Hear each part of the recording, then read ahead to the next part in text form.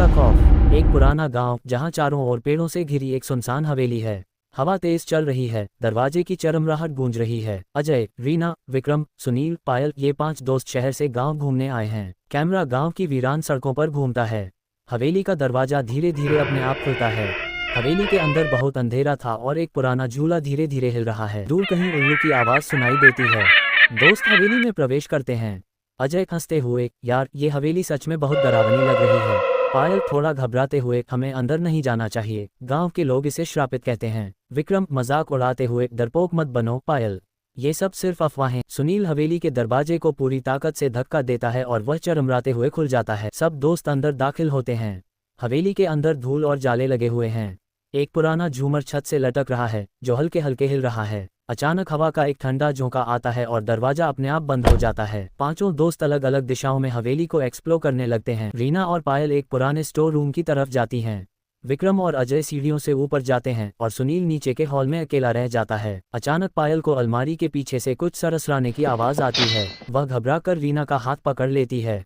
तभी अचानक वहां रखी एक पुरानी गुड़िया अपने आप गिर जाती है। दोनों चीख पड़ती हैं। रीना घबराकर, यहाँ कुछ सही नहीं लग रहा, हमें यहाँ से निकल जाना चाहिए। दूसरी तरफ विक्रम और अजय एक बड़े कमरे में पहुंचते हैं जहाँ दीवारों पर खून के निशान बने होते हैं। अचानक खिड़की पर किसी के नाखून रगड़ने की आवाज आती है।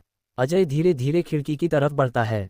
जैसे ही वह खिड़की खोलता है, एक सड़ी गली लाश जैसी आकृति बाहर लटकी दिखती है। दोनों डर से पीछे हटते हैं। तभी दरवाजे के पीछे से एक परछाई निकलती है और विक्रम को पकड़ लेती है। उसकी चीख हवेली में गूंज उठती है। मौत का सिलसिला शुरू हो जाता है। नीचे सुनील अकेला हॉल में खड़ा होता है। तभी अचानक झूमर जोर से हिलने लगता है और उसकी मोमबत्तियां बुझ जाती हैं। वह मुड़कर देखता है तो सामने एक काले कपड़ों में लिपटी भूतिया आकृति खड़ी होती है। उसकी आंखें जलती हुई अंगारों जैसी हैं। सुनील घबराकर भागने लगता है, लेकिन अचानक एक अदृश्य शक्ति उसे पकड़कर दीवार से टकरा देती है। अगले ही पल उसके गले पर गहरा कटाव बन जाता है और खून बहने लगता है। वह वहीं तड़पकर गिर जाता है। रीना और पायल को विक्रम और सुनील कहीं नहीं दिखते। वे दोनों डर से कांप रही होती हैं। तभी उन्हें ऊपर से अजय की चीख सुनाई देती है। वे दौड़कर ऊपर जाती हैं। अजय फर्श पर पड़ा होता है और उसके शरीर पर गहरे नाखूनों के निशान होते हैं। वह बुरी तरह कांप रहा होता है। अजय घबराए आवाज में, वो हमें मार डालेगी। रीना, कौन? अजय, वो औरत, हवेली की मालकिन, वो जिंदा नहीं है। तभी पीछे से एक अजीब सी हंसी गूंजती है। हवेली की दीवारों पर खून टपकने लगता है। सीढ़ियों से कोई सफेद साड़ी में लिपटी औरत उतर रही होती है। उसका चेहरा जला हुआ होता है और आंखों से खून बह रहा होता है। पुराने जमाने की एक घटना दिखती है। ये हवेली एक बार बहुत भव्य हुआ करती थी। यहाँ पर एक नवविवाहित जोड़ा रहता था, लेकिन गांव वालों की ईर्ष्या के कारण कुछ लोगों ने हवेली में आग लगा दी थी, जिसमें वह महिला जिंदा जल गई थी। तभी से उसकी आत्मा यहाँ भटक रही है और जो भी यहाँ आता है वह उसे मार देती है। रीना, पायल और अजय हवेली से भागने की कोशिश करते हैं, लेकिन दरवाजे अपने आप बंद हो जाते हैं। खिड़कियों पर भी मोटी लोहे की सलाखें लग जाती हैं। तभी अचानक विक्रम की लाश सीढ़ियों से लुढ़कती हुई नीचे आती है। सबकी चीखें निकल जाती हैं।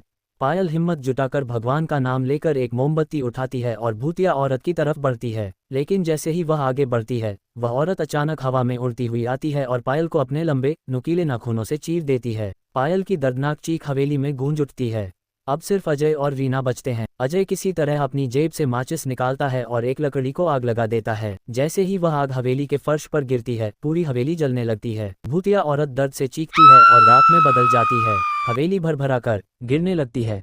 अजय और रीना किसी तरह खिड़की तोड़कर बाहर कूद जाते हैं। दोनों बुरी तरह घायल होते हैं, लेकिन जिंदा बच जाते हैं। तारांकन। कुछ दिन बाद गाँव में पुलिस आती है। हवेली पूरी तरह जल चुकी होती है। पुलिस को वहाँ अजय और रीना बेहोश हालत में मिलते हैं। जब वे होश में आते हैं तो गांव वाले पूछते हैं कि क्या हुआ था।